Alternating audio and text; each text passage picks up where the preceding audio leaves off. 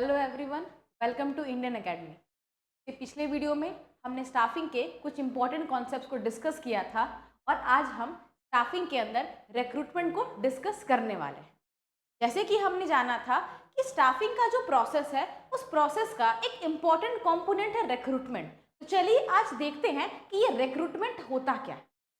तो अगर हम रिक्रूटमेंट के बारे में बात करते हैं तो रिक्रूटमेंट का मतलब है attracting and identifying potential personnel with necessary skill, expertise and talent for recruitment। क्या है? तो बोलता है रिक्रूटमेंट एक प्रोसेस है। रिक्रूटमेंट एक ऐसा प्रोसेस है जिसके थ्रू हम स्किल्ड एक्सपर्ट लोगों को इनवाइट करते हैं, उनको अट्रैक्ट करते हैं ताकि वो हमारे ऑर्गेनाइजेशन में जॉब पोजीशन के लिए अप्लाई करें। फिर से एक ऐसा प्रोसेस जिसकी मदद से हम स्किल्ड एक्सपर्ट लोगों को अट्रैक्ट करते हैं कि आप आओ और हमारे ऑर्गेनाइजेशन में वेकेंट जॉब पोजीशंस के लिए अप्लाई करो, उसी को हम बोलते हैं रिक्रूटमेंट।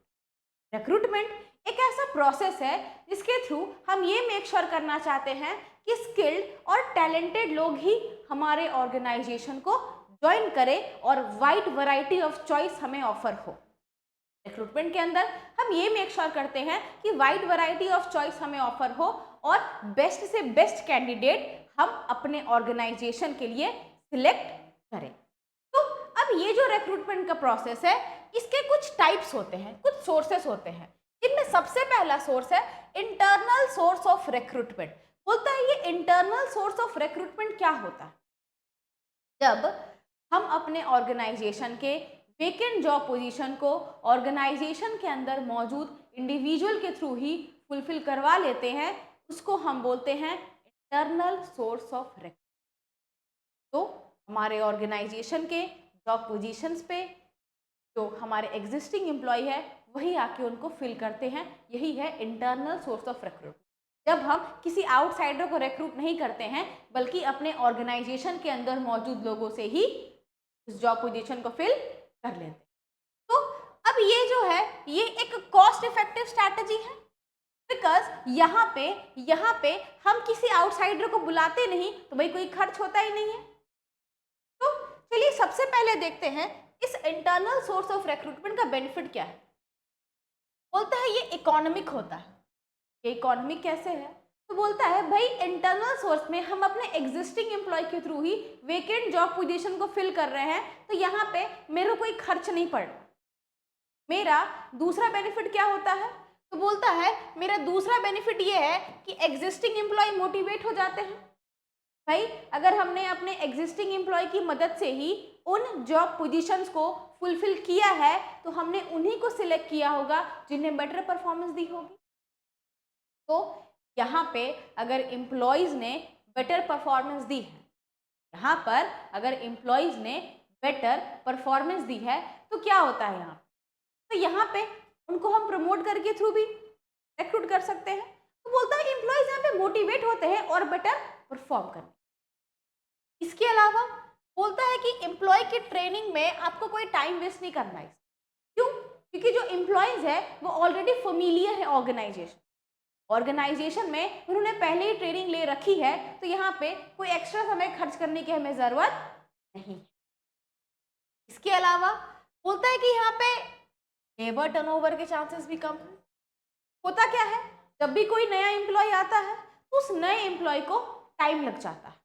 किस चीज़ में टाइम लग जाता है? ऑर्गेनाइजेशन के रूल्स एंड रेगुलेशन को समझने में, उसके अकॉर्डिंग खुद को ढालने में, और अगर वो नहीं ढल पाता तो फिर लेबर टर्नओवर के चांसेस बढ़ जाते हैं। लेकिन यहाँ पे कोई लेबर टर्नओवर के चांसेस बढ़ेंगे ही नहीं क्योंकि ऑर्गेनाइजेशन के बारे में एम्प्लॉयज़ को पहले से ही पता है। बोलता है इसका और बेनिफिट क्या है? तो बोलता है परफॉर्मेंस इंप्रूव होगी। उसके अलावा इसमें एक प्रोसेस होता है ट्रांसफर। बोलता है अगर आप ट्रांसफर करते हो तो एम्प्लॉयज़ को ट्रेनिंग मिलती है जॉब रोटेशन के रूप में, और अगर आप सेम ट्रांसफर प्रोसेस को करते हो तो क्या होता है, अगर मेरे पास किसी डिपार्टमेंट में ओवर स्टाफ्ड एम्प्लॉय है तो क्या उस ओवर स्टाफ्ड एम्प्लॉय को हम किसी अंडर स्टाफ डिपार्टमेंट में डाल सकते हैं? हाँ जरूर, हम इस चीज को जरूर कर सकते हैं। तो ये तो थी एडवांटेजेस। अब इसके डिसएडवांटेज क्या है? बोलता है कि अगर आप इंटरनल सोर्स को प्रेफर करते हो तो इंटरनल सोर्स के थ्रू कोई भी नया बंदा ऑर्गेनाइजेशन को ज्वाइन नहीं करता, आपको अपने एग्जिस्टिंग एम्प्लॉय में से ही किसी को सिलेक्ट करना पड़ता है। इसके अलावा बोलता है आपके पास चॉइस लिमिटेड है। अब भाई अगर एग्जिस्टिंग एम्प्लॉय में से सिलेक्ट करना है तो उसमें से कुछ लिमिटेड लोगों में ही हमें सिलेक्ट करना होगा, ये नुकसान हो सकता है हमें। इसके अलावा न्यू ऑर्गेनाइजेशन की सुटेबल नहीं है, और मान लीजिए आपने बार बार ट्रांसफर दे रखा है एम्प्लॉय को। अगर आप बार बार ट्रांसफर दे रहे हो तो principle of stability of personal क्या बोलता है, अगर हम बार बार अपने एम्प्लॉयज़ को ट्रांसफर देते हैं तो फिर वो एम्प्लॉयज़ क्या हो जाएंगे, वो एम्प्लॉयज़ के अंदर जॉब इनसिक्योरिटी आ जाएगी और वो कभी भी अपने 100% एफर्ट के साथ काम, ये नुकसान। अब बोलते हैं इसके मेथड्स क्या हैं। सबसे पहला होता है ट्रांसफर और दूसरा है प्रमोशन। ट्रांसफर क्या होता है, ट्रांसफर एक हॉरिजॉन्टल मूवमेंट है। ट्रांसफर एक हॉरिजॉन्टल मूवमेंट है इंडिविजुअल्स की from one job position to another. Transfer के अंदर क्या करते हैं हम, मान लीजिए कोई एम्प्लॉय सेल्स डिपार्टमेंट में है, हम उसको उसी जॉब पोजीशन पर रहते हुए परचेज डिपार्टमेंट में ट्रांसफर कर देंगे, यही है ट्रांसफर। ट्रांसफर के थ्रू हम वेकेंट जॉब पोजीशन को फुलफिल कर लेते हैं, बट स्टिल यहाँ पे कोई भी सैलरी इंक्रीज नहीं होती है, आपकी रैंकिंग इंक्रीज नहीं होती है, सिर्फ और सिर्फ आपका जॉब पोजीशन चेंज। वहीं पे अगर आप प्रमोशन को देखते हो तो प्रमोशन की मदद से क्या होता है, एक वर्टिकल मूवमेंट होता है एम्प्लॉय, आप एक लोअर रैंक से एक हायर रैंक में रिक्रूट हो जाते, ये होता है प्रमोशन के थ्रू। तो प्रमोशन में क्या होता है कि कोई भी जॉब पोजीशन अवेलेबल है, उस जॉब पोजीशन के लिए हमें एक हायर पोस्ट के लिए सिलेक्ट कर ली जाता है। प्रमोशन में सैलरी भी इंक्रीज होती है, प्रमोशन में हमारा रैंक भी इंक्रीज होता है, और प्रमोशन में जॉब पोजीशन तो चेंज होती ही होती है। ये बेनिफिट है प्रमोशन का। अब ये तो है internal source of recruitment. External source of recruitment क्या है, तो जब हम ऑर्गेनाइजेशन के बाहर से इंडिविजुअल को सिलेक्ट करके अपने ऑर्गेनाइजेशन में अप्लाई करने के लिए को इनवाइट करते हैं, ये है external source of recruitment. External source of recruitment through हम चाहते हैं कि कोई इंडिविजुअल जो हमारे ऑर्गेनाइजेशन के बाहर है वो आके हमारे ऑर्गेनाइजेशन में अप्लाई करे। सबसे पहली चीज इसका एडवांटेज क्या है, बोलता है फ्रेश टैलेंट। कोई भी फ्रेश टैलेंट हमारे ऑर्गेनाइजेशन को ज्वाइन कर सकता है क्योंकि हम यहाँ पे बाहर से इंडिविजुअल्स को बुला रहे हैं। इसका दूसरा बेनिफिट क्या है, बोलता है इसका दूसरा बेनिफिट है ये वाइडर चॉइस ऑफर करता है, ये ऑर्गेनाइजेशन के अंदर वाइडर चॉइस को ऑफर करता है। इसका तीसरा बेनिफिट क्या है, तीसरा बेनिफिट ये है कि क्वालिफाइड पर्सनल आपके ऑर्गेनाइजेशन में आते हैं। आप जब भी एक्सटर्नली किसी को रिक्रूट कर रहे हो, आप इस बात पर ध्यान दोगे कि वो जो इंडिविजुअल है वो इंडिविजुअल हाईली क्वालिफाइड हो और उस जॉब पोजीशन के लिए सबसे बेस्ट कैंडिडेट। इसके अलावा लेटेस्ट टेक्नोलॉजिकल नॉलेज होनी चाहिए उसके पास। हम जिस बंदे को लेके आ रहे हैं नॉलेज हो उसके पास और कॉम्पिटिटिव स्पिरिट हो, उस बंदे के पास लेटेस्ट से लेटेस्ट टेक्नोलॉजी की नॉलेज होनी चाहिए। मार्केट में जो भी टेक्नोलॉजी सर्वाइव कर रही है उन सब के बारे में पता होना चाहिए। उसके अलावा उस इंडिविजुअल के पास कॉम्पिटिटिव स्पिरिट होनी चाहिए, बिकॉज हमें हमारा ह्यूमन रिसोर्स ही आगे लेकर के जाता है, तो वो ह्यूमन रिसोर्स डेवलप होना काफ़ी ज़्यादा। अब इसका डिसएडवांटेज क्या है, बोलता है एग्जिस्टिंग एम्प्लॉय का कॉन्फिडेंस लेवल गिर जाएगा। एग्जिस्टिंग एम्प्लॉय का कॉन्फिडेंस लेवल गिर जाएगा, उनको लगेगा भाई हमारे रहते हुए इन्होंने कहीं बाहर से लोगों को बुला लिया है, मतलब हमारे एफर्ट्स, हमारे टैलेंट, हमारे क्रिएटिविटी की कोई जगह नहीं है, उनको अप्रिशिएट नहीं। दूसरा नुकसान ये है कि इंटरनल में तो लेबर टर्नओवर नहीं होता, बट सोचो अगर हम बाहर से एम्प्लॉयज को लेकर के आ रहे हैं, और अगर हमारे रूल्स एंड रेगुलेशन के अकॉर्डिंग वो सरवाइव नहीं कर पाए तो फिर लेबर टर्नओवर के चांसेस। इसके अलावा ये एक एक्सपेंसिव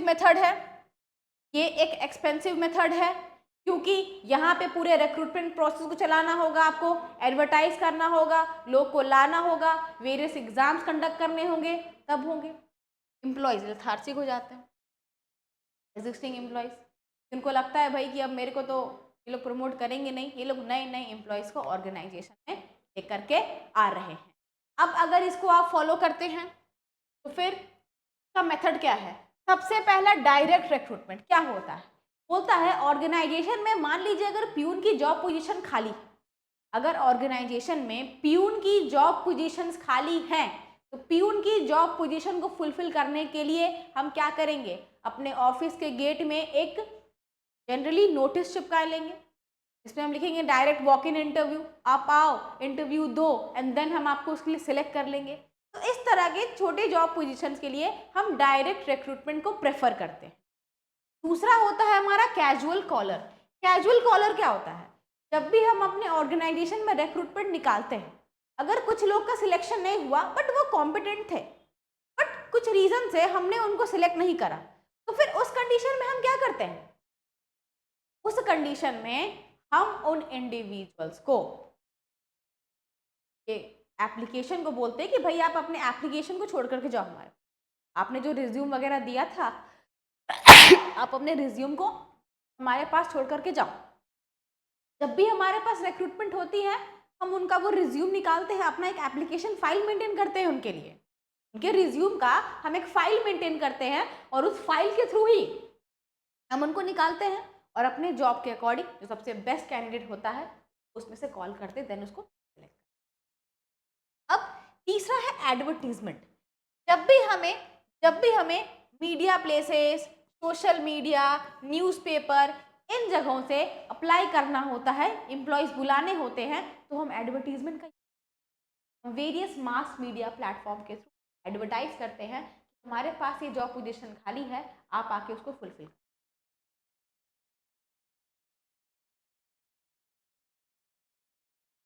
के अलावा एम्प्लॉयमेंट एक्सचेंज बोलता है ये गवर्नमेंट रन होती है। एम्प्लॉयमेंट एक्सचेंज क्या करती है? बोलते हैं कुछ कंपनीज हैं जिनको वर्कर की रिक्वायरमेंट और कुछ वर्कर्स जिनको कंपनी में काम चाहिए। अब उनको पता नहीं है कि कौन सी कंपनी में काम है और कंपनी को पता नहीं है कि एक्चुअली में किन लोग को काम चाहिए, तो वो दोनों आते हैं इन एम्प्लॉयमेंट एक्सचेंज।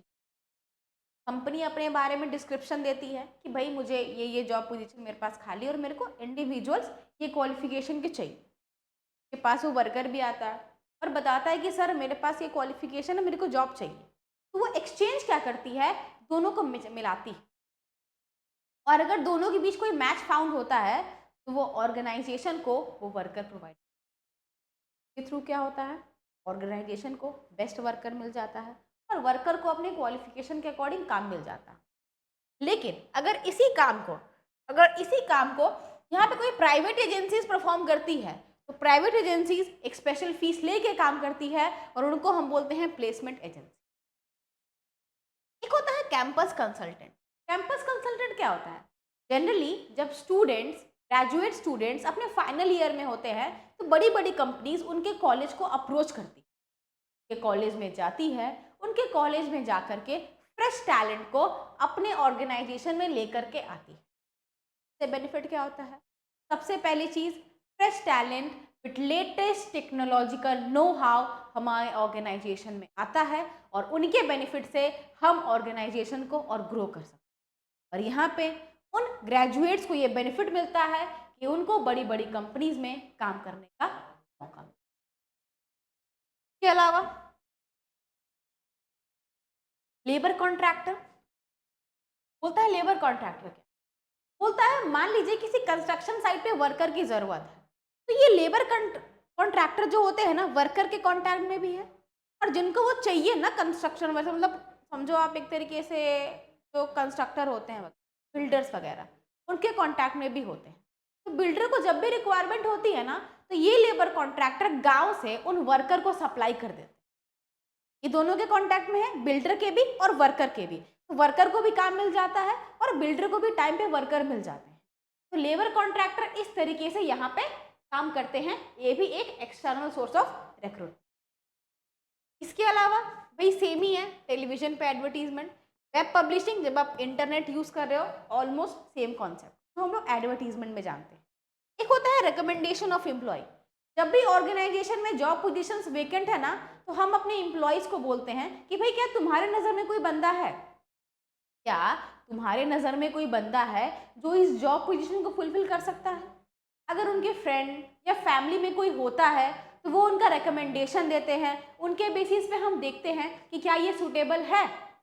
अगर वो बंदा हमें सूटेबल लगता है तो हम उसको अपने ऑर्गेनाइजेशन में, तो यहाँ पे एग्जिस्टिंग एम्प्लॉय की मदद से हम जब वेकेंट जॉब पोजीशन को फुलफिल करते हैं, यही होता है रिकमेंडेशन ऑफ एम्प्लॉयज।